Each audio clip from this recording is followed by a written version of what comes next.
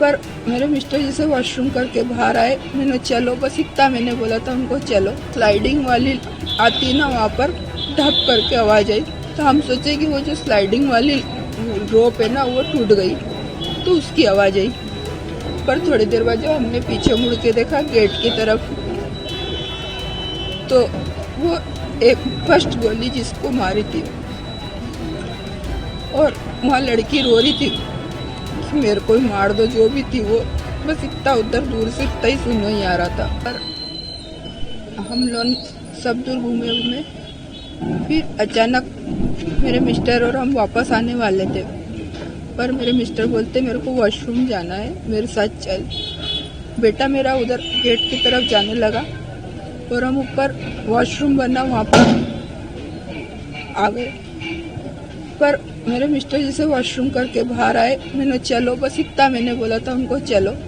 उतनी देर में सबसे पहले जो स्लाइडिंग वाली आती ना, वहाँ पर ढप करके आवाज़ आई, तो हम सोचे कि वो जो स्लाइडिंग वाली रोप है ना वो टूट गई, तो उसकी आवाज़ आई।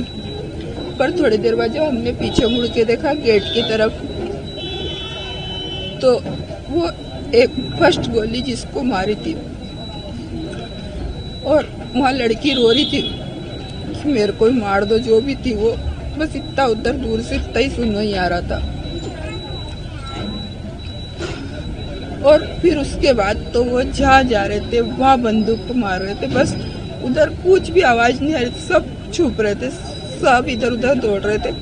हम लोग वॉशरूम के पीछे छुप गए थे। आपके जो हस्बैंड थे उन्होंने आपके बेटे की और बेटी की जान बचाने के लिए काफी कोशिश की, आप लोग को छुपाने की भी कोशिश की। जी,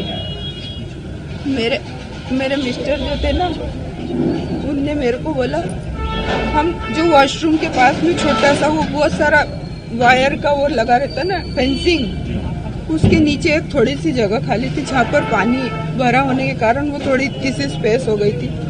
उसमें से वहाँ हम 27-28 जने थे। हम लोग ऐसे निकल के दौड़े बाहर, दौड़ रहे थे ना हम लोग सब। तो वो जो दो कैसे हमारे पीछे आ गए हमको समझ में। उनने वो जो जेंट्स को मारा था ना, उतने में उसने उतनी ऊपर भी देख लिया। उसने कैसे देखा वो मेरे को हमको समझ में नहीं आया। उनमें से मैंने बोला उनको, सबको वहाँ से बोला मैंने, उसने वहाँ पे भी देख लिया, अपन यहाँ से दौड़ो कहीं। तो मेरे मिस्टर बोलते चल जल्दी। पर वहाँ सबसे पूछ रहे थे फ़ोन दे दो, क्योंकि मेरे मिस्टर के पास पोस्टपेड वाला फ़ोन नहीं था। मेरे बेटे और मैंने जो लिया था ना, वो मैं मेरी बेटी को दे के आई थी। तो हम फ़ोन से वो नहीं कर पाए, बता नहीं पा रहे थे एक दूसरे को। मेरे मिस्टर आवाज़ लगा रहे थे मेरे बेटे के लिए, पर हमको वो सूचना नहीं थी। फिर हम वो उसके नीचे से निकले, तो जो हम 7 जने थे ना, हम सब भीड़ ने बोला कि अपन अलग अलग भागो, है ना। कि और कलमा पढ़वाया था क्या? मेरे मिस्टर से बोला था उनने। मेरे मिस्टर ने मेरे को धक्का दिया झाड़ के दूसरे पीछे, और फिर उनको बोलते कि ना तुम कलमा पढ़ो, मेरे मिस्टर को बोला। तो मेरे मिस्टर ने बोला मैं तो क्रिश्चियन हूँ, ईसाई हूँ, मेरे को कलमा नहीं आता। उसने सच बोला ना, सच बोला ना। उसको नहीं आता, हमको भी नहीं आता, शायद आप लोग में नहीं होंगे तो आपको भी नहीं आता। एक अधिकारी ने कलमा पढ़ के भी सुनाया था, उसको भी मार दिया। हाँ, उसको उसके शायद कपड़े तो उसके बाद उसको मारा। और वो जो उसकी वाइफ थी ना, जो ब्रिगेडियर थे, वो जो भी थे, उसकी जो वाइफ थी वो भी ब्रिगेडियर की बच्ची थी, मतलब अच्छे बड़े अधिकारी की, मिलिट्री में कोई शायद होगी, बड़े अधिकारी की बेटी थी वो। उसको बोला अब तू जा, किसी को भी। उसने क्या बोला ये मैंने नहीं सुना कि मैं दूर थी, पर उसके बाद उसको फिर बंदूक मार दी। तो उसने बोला मेरे तो शादी के इतने दिन, क्योंकि हमको जब लाश के लिए वहाँ रोक रहे थे ना, जब हमने सुना था उस बच्ची के मुंह से कि मेरे को भी मार देते तो अच्छा रहता। आपकी बेटी को चोट कैसे लगी? मेरी बेटी को चोट हमको लेके आ रहे थे, पुलिस में जो बच्चा था मेरे को गाड़ी से लेके आ रहा था। तो मैंने सिर्फ मेरी बेटी से ये पूछा था कि मेरा बेटा गोल्डी आ गया कि नहीं आया।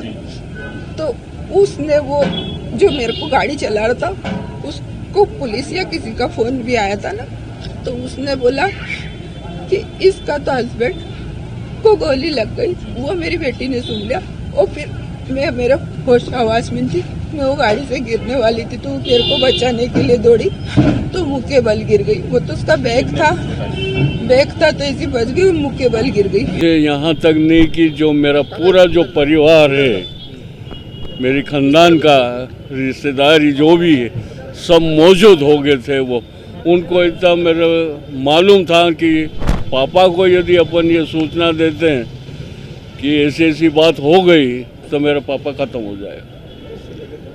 सुशील इकलौते आपके ऐसे बेटे थे जो सुशील जो है वो फिट थे, सब था। बाकी आपके जो बेटे हैं उनको कहीं ना कहीं कोई दिक्कत है, फिर भी आप देख सकते हैं कैसे। एक तो बोलता सुनता नहीं है, एक विकलांग है जो टीचर है। वो दोनों सब बच्चे मेरे को प्यार करते हैं सभी कुछ, लेकिन बाबूजी मेरे को ये नहीं मालूम कि वो कहाँ गया, ये कि कश्मीर गया कि कहाँ गया। और ये जब ये घटना हो चुकी तो ये मेरी जो सिस्टर है, मैं कुछ काम कर रहा था तो बोल कि दादा आप कपड़े पहन लो। मुझे ये ज्ञात नहीं हुआ कि क्या हुआ, मेरे दिल में यही हुआ कि भाई मेरी जो पोती है बड़ौदा बैंक में, मेरे साथ उसकी कोई बातचीत हुई होगी। लेकिन जब मुझे ये लेके वहाँ गई मेरे बेटे के घर पे, जब मैंने वहाँ पे उसका फ़ोटो देखा, अरे ये काम तो दूसरा हो गया।